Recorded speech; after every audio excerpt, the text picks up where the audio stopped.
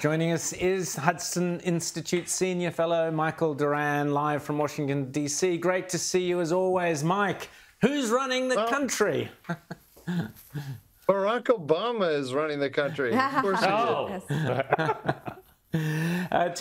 Tell us, Mike, your take on the last week, and will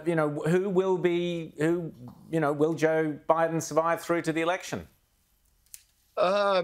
Let me start with the last question. Will he survive through to the election? Nobody knows. It's amazing to watch. I have to say, I haven't been, I'm primarily a foreign policy guy focused on the Middle East. I haven't been so interested in American politics for a long time because it's an incredible drama.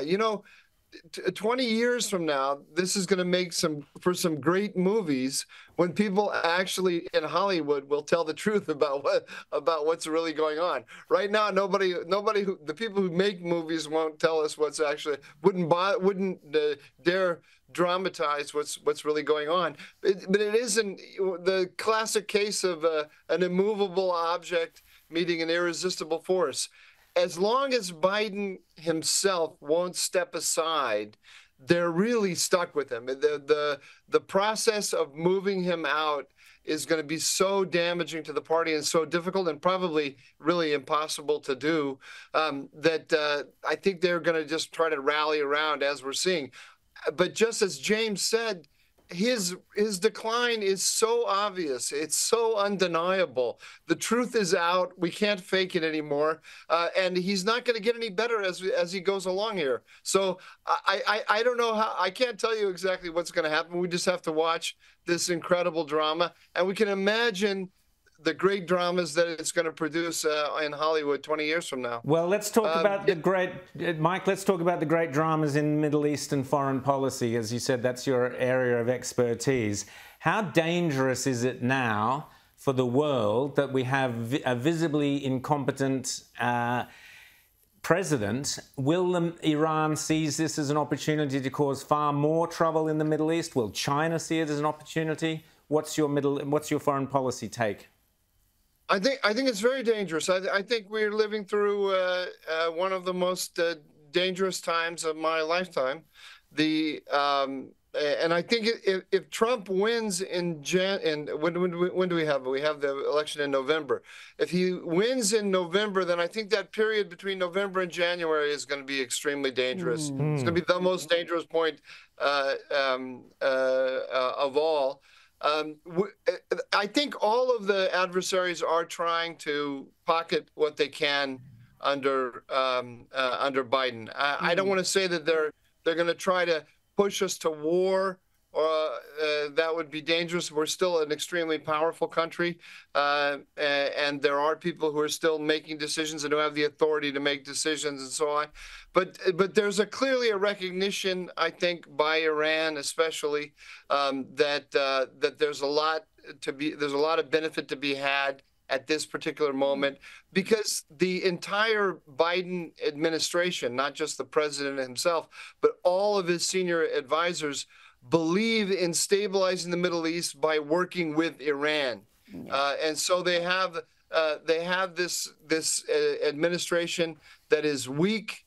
And that's favorably inclined toward them. So they're going to try to pocket everything they can, I think. Well, that weakness has been evident for some time, and we've had 11 embassies evacuated under Biden. Embassies have been attacked. And you mentioned Iran, but what about China in these final months of the Biden administration, what we think will be the final months? Are they likely to make a move? I think they're going to try to erode us. My sense with the Chinese is the thing that's really restraining them at the moment is their own economic problems. They have some really gaping holes in their economy, and a major conflict with the United States could be very damaging to them. So I think that is probably holding them back.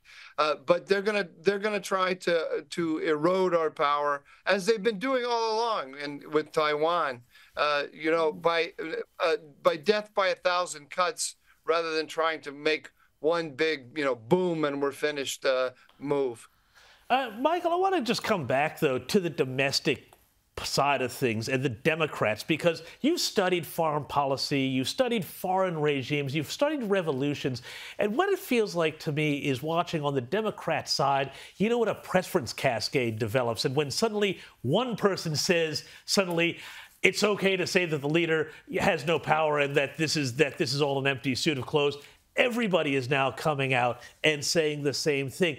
Are we seeing that kind of thing? I mean, I'm reminded of like when Romania fell and when Eastern European countries fell and everybody just said, nah, you know what, we're not doing it anymore. This guy, we're done with him. How does Biden maintain any respect within his party? That is exactly what I find so fascinating about this moment. I heard Rowan's long commentary about 20, 30 minutes ago, where he went through and said, you know, what about on climate change and what about on gender? Are we going to see cracks in the whole edifice? Because what they've done so well since Obama is gaslight the rest of us.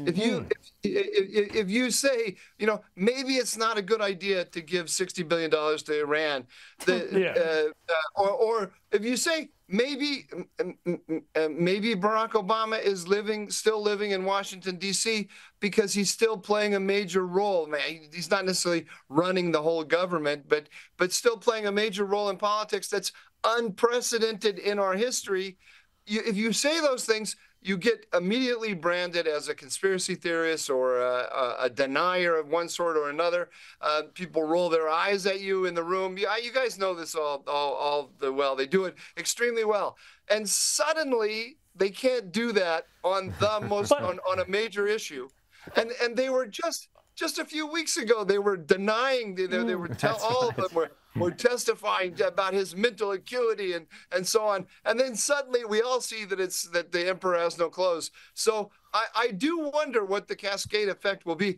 But I come out of academia, and I lost an argument with a friend of mine 20 years ago, where I said that the wokeness in academia, the pendulum had moved so far to the left that it inevitably was going to move back to the right. And I since have left academia, and I'm so glad I did, because it never went back. It just kept going and going and going and going.